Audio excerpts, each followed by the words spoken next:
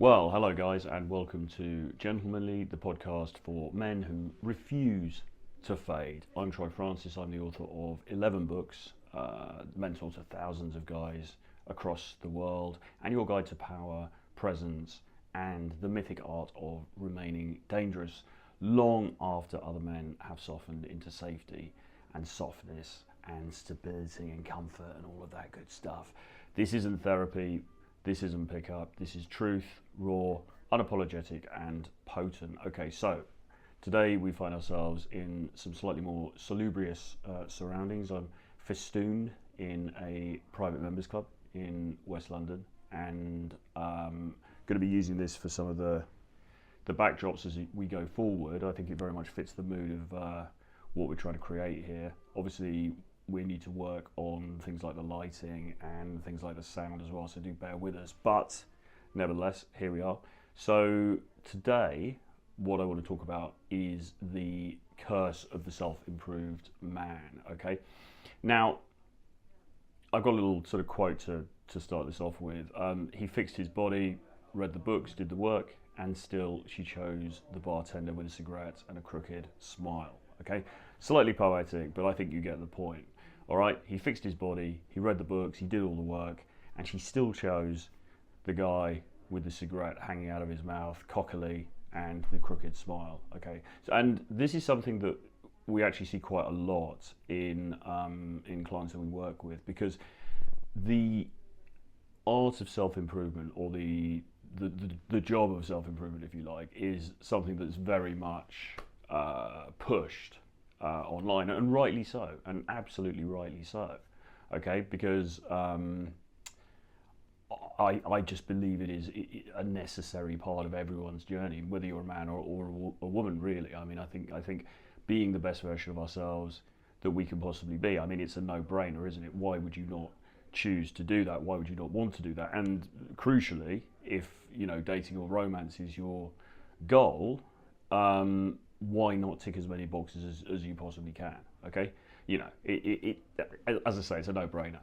However, there is also, I think, a feeling amongst many people who are sort of naive to the way that social skills work, the way that social dynamics work, social interactions work, that if you simply self-improve in the key areas, which are broadly fitness, the way you look, the way you dress, you know, fashion, style, grooming, finance, having an interesting life, which is super important, and also I would say spiritual practices as well of some kind. Really, we want to be working on those on a daily basis as well, and education as well. Actually, self-improvement, you know, education is an essential part of that. Also, we want to be working on those things every day, but there is a perception, I think, amongst some that, oh, okay, I'll just do those things, and then people will come running to me because I've self-improved to such a degree that, you know, it's obvious and I become irresistible and magnetic. And that's not really true. Unfortunately, we need to do a bit of everything, okay? So we need to do the self-improvement part. And as I say, we need to be doing that on a daily basis, really. After this, I'm going to go to the gym. I'm going to do a session there. I might go for a quick swim, and yeah, you know, I mean, it's constant, because we never reach a plateau with this stuff. There's always something. Any of us, and I'm including, you know, top models, top movie stars, whatever, there's always something, some area that we could improve on. And if you think there isn't, then either you're deluded or you're not pushing yourself hard enough, okay? There's always another level to get to.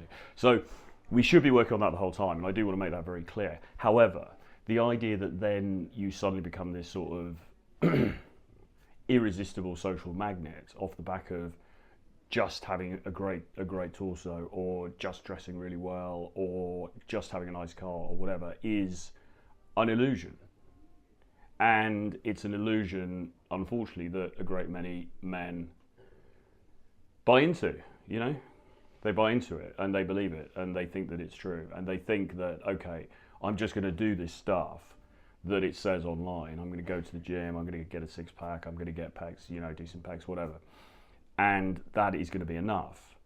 And it's going to help, but it's not enough. And there's a sort of there's almost a sort of sterility, I think, that can come along with somebody who has just self-improved. I mean, the most charismatic and the most interesting men that I know tend to be those who, yes, they work on self-improvement, but they are also extremely human, if that makes sense. And by that, what I mean really is that they are flawed. You know, they are almost fighting against their demons in this quest for self-improvement. And that's certainly, you know, been my story. I mean, I have often talked about my battles with addiction and going into recovery when I was younger, and so on and so forth. And you know, there are going to be things that will work against you in life, and the important thing is facing up to those things, finding a solution, and then moving past them, moving forward, if that makes sense. And a lot of the most interesting and charismatic dudes that I know fall into that category. Now, that's not to say go out and become some kind of raging addict or something. It's not about that. But it's about realizing that if you are a very safe, sensible, I hasten to use the word, but let's just use it, boring dude, and then you go to the gym for a bit and you put on a bit of muscle and, you know, you buy a nice suit jacket, that's not going to change your essential character, okay? And remember, in previous episodes of this, and we'll try to talk more about this as we go forward, it's quite a nuanced issue, but remember, a lot of this is based in energy, okay? A lot of the success of social interactions is based in the energy that you bring and the energy that the other person feels as you are engaging in that interaction, okay? And that's really got nothing to do with whether you've got a six-pack or whether you've got great, you know, a great shoulder to waist ratio, or, you know, the kind of car you've got or how much money you've got or any of that stuff, really. It's about how you come across in that moment, in that interaction, okay? And so personal development often creates polished but very forgettable men. Okay, and we see this a lot. We really see this a lot when we're teaching clients, because, as I've said many times, I mean, you might have the idea that the kinds of clients we get are just these guys who are complete no-hopers. You know, they're unattractive looking, they are broke, they are, you know, the kind of the detritus of society, really, and that's absolutely not the case. I mean, certainly not at the prices that we're charging. You know, the guys that we get tend to be successful men, okay, in various different spheres, in the sphere of business or their career, but also along with that, often they tend to be, you know, they tend to have worked out, they tend to be in decent shape, often pretty good looking, or you know, passably good looking at least. Style, dress sense varies, but you know, that can be fixed quite easily. So these are guys who, on paper, are ticking a lot of the boxes. And I have clients who will say to me, have said to me, look, on paper, what is the problem here? On paper, I'm ticking every single box that you would think a modern woman would want to see ticked in order to move things forward. So where am I going wrong? And what they're missing, and it's a subtle point, but it's a really important point, which is why I wanted to make this video, is that they are not embracing their shadow side. Okay, right, I've gone there. Carl Jung, Jordan Peterson, here we go. Embracing the shadow side, okay, is super, super important, all right? And if you think you haven't got a shadow side, then you're either wrong again, or you're deluded, because everybody has a shadow side of some kind. Now, this isn't about being, you know, psychotic or anything like that, or some kind of psychopath, or some kind of, you know, extreme narcissist or anything like that. But there are certainly aspects of you which are probably less palatable in a social sense, and it's important, firstly, just from a psychological viewpoint, to recognize that and to understand that for yourself, and to look into those areas, because those areas can be very revealing, You can learn a lot about yourself from delving into those areas, and it also doesn't harm you to allow those. And again, obviously, your behaviour has to be within the bounds of acceptability. I'm not saying doing anything crazy, but it doesn't harm you in any way to allow a little bit of that shadow side to come through in your interactions, okay? And again, I go back to this idea, sanitized perfection can be impressive, maybe, but it's not necessarily particularly attractive. And the most attractive people that we meet, and I don't just mean in a sort of romantic sexual sense here, I mean the most attractive people often that we meet are people with a few war stories to tell. They're the people who've been in the trenches, they're the people who've got the scars, right? And those are the people that tend to draw us in and be magnetic, whether it's, some guy you get talking to in the bar, or it's it's a woman you meet, or whatever. And particularly from the male to female attraction side of things, the guy with the mysterious past, the guy she can't quite figure out, the guy she can't quite pin down, okay? This is the guy who is going naturally to seem more attractive to her, all right? So you want to ensure that you are not neutering yourself, basically, and just assuming that a perfect facade is gonna solve everything, because it really isn't. Okay? Now, again, that's not to say don't do the self-improvement, because you absolutely should, but just recognize that it's only one piece of the pie. Okay? And most of dating and relationships and love and sexuality is psychological. Okay, it's not, or certainly from the female to male perspective, it's psychological. It's not about the body so much. It's not even about the looks. I mean, yes, it is a bit, of course, and of course, yeah, decent looking guy, great body. He's gonna superficially do well, but initially, the real fascination. Okay, and this is what we're looking for: real fascination, real magnetism, real charisma. Okay, it comes from something else, and in my view, it comes from an embracing of the shadow side. Okay, so by all means, work out and strive to have the best possible body that you can have. By all means, do that, 100%. But at the same time, understand that in itself can still leave you standing in the corner of the bar, holding your drink, wondering why your life's passing you by and none of the girls are looking at you, okay? Because another sad fact, another sad reality is that there's always going to be someone better than you as well, right? I mean, there's always going to be somebody who looks better than you, who's got a better body, who's more jacked, whatever, who's richer than you, who's taller than you, this, that, the other. So you can't play entirely on that playing field, because if you try to play entirely on or wholly on that playing field, then inevitably at some point you're going to lose out, because there's going to be somebody who's just going to come and beat you at your own game. Okay, so there has to be something else about you. And I come back to this idea of energy, which I've talked about quite a lot. The energy that you create between you and the woman that you're interested in, the person that you're interested in. So let's say you meet at a party, okay, you're at an event, or you meet in a coffee shop or a bar, whatever it is, it doesn't really matter. The important thing, it's not even the verbals really that are that important. It's the energy that is passed between the two of you. Now, how do we start to break down what that energy is? Well, it's tricky, and I'm going to try and do it in some forthcoming videos, because it's tricky, and it's one of the most difficult things to teach. But again, I would say, for the purposes of this, I would say it's about not being too perfect, actually.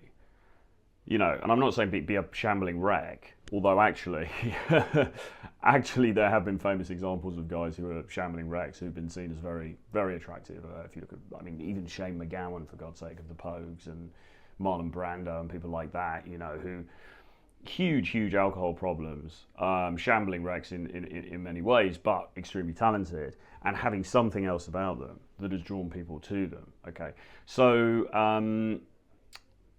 that's what you need to try and develop. And again, I think part of that comes from understanding and embracing your core self. You know, we talk about authenticity. We talk about authenticity a lot, and we talk about, okay, so I want to be authentic, but are you really being authentic if you're trying to present this perfect veneer of being this perfect guy with no flaws and no faults? All right. Now, in a practical sort of level, a way of getting this across might just be not agreeing with everything that the person says. You know, you go on a date and she says something and you think you don't agree with her. Just tell her you don't agree. So, you know, actually, I don't agree. I think sorry, but that's not where I'm at with this. I believe this, I believe that. I'm not talking about being combative for the sake of it, but it's just the more pristine that you attempt to be, the more forgettable you are, unfortunately, okay?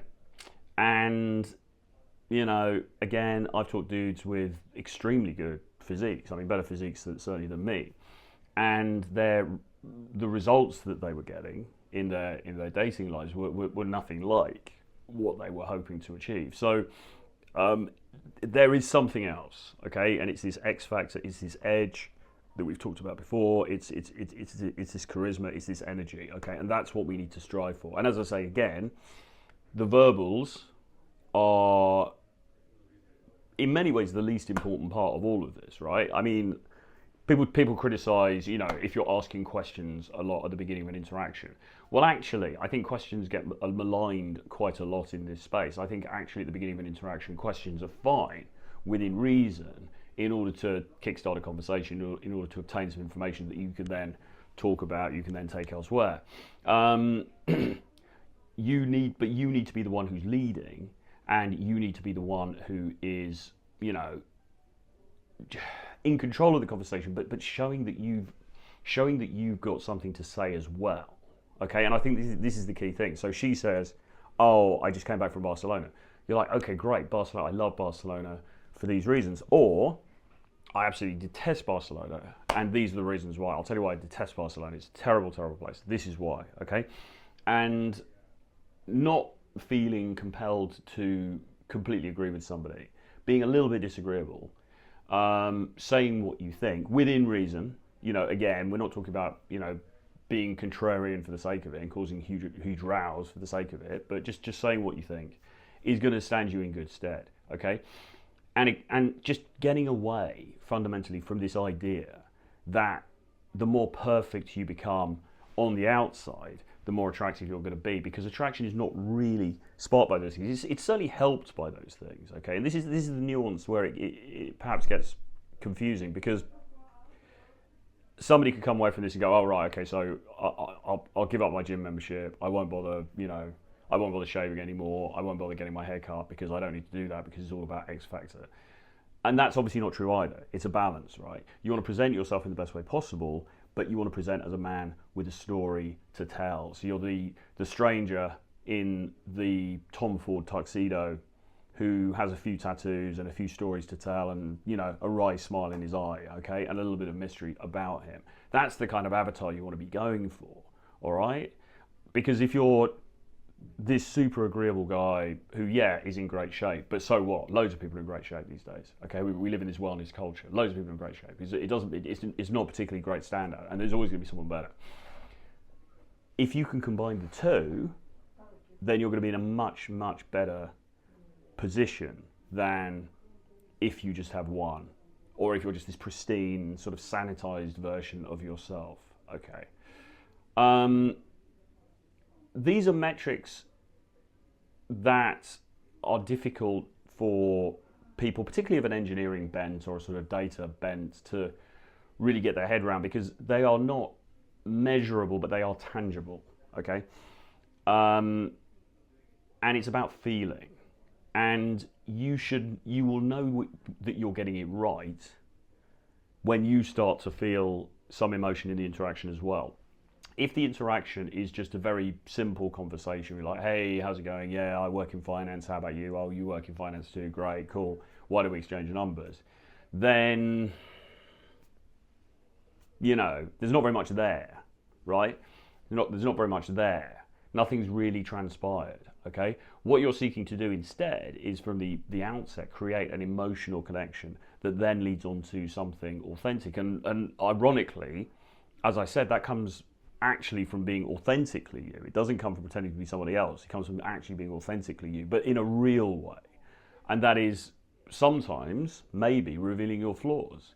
I'm not going to go against the talk that we did about vulnerability the other day and why vulnerability is not always a good thing, but being prepared to show that you are a real human being and you've had some adventures, you've lived life a little bit, that is attractive, okay? And that's what you want to bring across, right? Not this pristine, polished kind of simulacrum of a guy, you know, of an AI kind of character off the internet, right? The myth of value.